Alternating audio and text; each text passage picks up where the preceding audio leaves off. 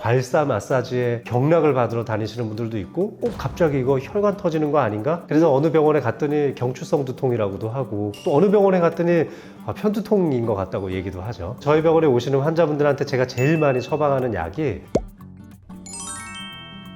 제 외래에 찾아오시는 대부분의 환자분들은 사실 오래된 두통을 가지고 오시는 분들이 많아요. 약국에서도 사다 먹어보고 뭐 내과나 여러 병원들 다니면서 약을 먹어봐도 쉽게 사그라들지 않고, 특히 저녁 때만 되면 심해지는 두통 때문에 견딜 수가 없어서 저희 병원에 오시는 분들이 많습니다. 사실 오랫동안 진통제를 복용해 온 것 때문에 약물 과용 두통이 생겨서 오시는 분들도 많지만, 일상적인 패턴에서 여름철에 탈수 현상이나 또는 체력적으로 한계를 느끼면서 두통이 심해지는 경우가 굉장히 많습니다. 오늘 저한테 방문한 환자 중에 40대 초반의 여성 환자분이셨는데, 수영장에 가서 오랜만에 수영을 했는데 머리가 깨질 것 같이 두통이 생겼다고 해서 오신 거예요. 수영할 때 보면은 숨을 좀 참게 되잖아요. 이 숨 참는 행동이 복압 상승과 뇌압 상승으로 이어지면서 혈관성 두통의 일종인 편두통을 악화시킬 수 있습니다. 오늘 이 환자분이랑도 계속 대화를 해보니까 어릴 때 편두통을 앓았더라고요. 20대 후반에 결혼하고 출산하면서 편두통이 사라진 채로 10몇 년을 살다 보니까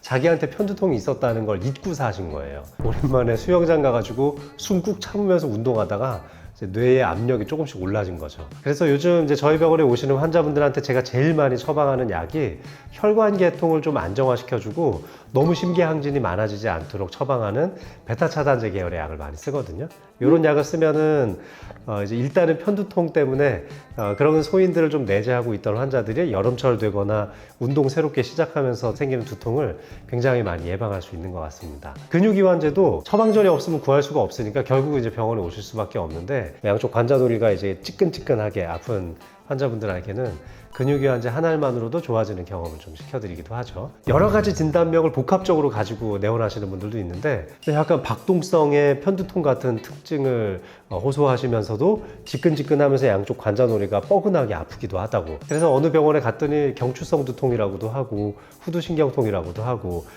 또는 뭐 긴장형 두통이라고도 하고요. 또 어느 병원에 갔더니 편두통인 것 같다고 얘기도 하죠. 저는 신경통 계열의 약을 좀 쓰는데요. 신경통 계열의 약을 써주면은 2마리 토끼를 다 잡을 수가 있거든요. 이럴 때 집에 가지고 계신 타이레놀이랑 제가 오늘 처방해드리는 신경통 약이랑 섞어서 아침 저녁으로 한번 드셔보셔라, 이렇게 말씀드리면 되게 2-3일 만에 두통이 싹 가라앉아서 오시는 경우도 많습니다. 사실 여름철에 심해지는 이 두통, 그리고 또 좀 만성적으로 두통을 많이 겪고 계시는 분들한테 제가 당부드리고 싶은 것은, 땀을 너무 많이 흘리게 되는 운동을 하지 말고 굉장히 서서히 운동 강도를 높여가시는 걸 추천을 드립니다. 발살바 운동이라고 하거든요. 이 발살바라는 게 숨을 꽉 참고 있을 때를 이제 발살바라고 부르는데요. 이런 발살바 동작이 들어가는 운동 계통을 하셨을 때 뇌압이 상승하고 뇌에 있는 혈관의 변화가 심해지면서 굉장히 강렬한 두통이 생길 수 있다는 걸 기억하셨으면 좋겠습니다. 그리고 여름철에 이 근육이 많이 뭉치니까 목 뒤쪽으로 이게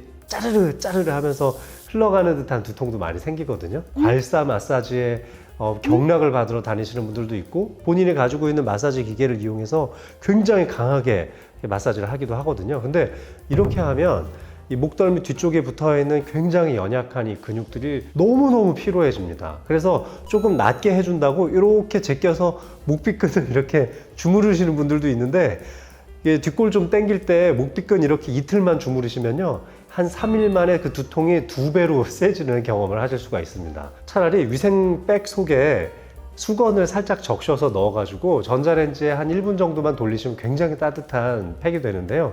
그 팩을 좀 이 목덜미 주변에다가 가볍게 얹어서 따뜻한 온열찜질을 좀 해주시면 아주 좋을 것 같습니다. 타이레놀 또는 뭐 브루펜, 에드빌 같은 것들을 갖고 계실 텐데, 이런 약들을 얼마나 자주 먹어야 되느냐, 이것도 아마 궁금하실 텐데요.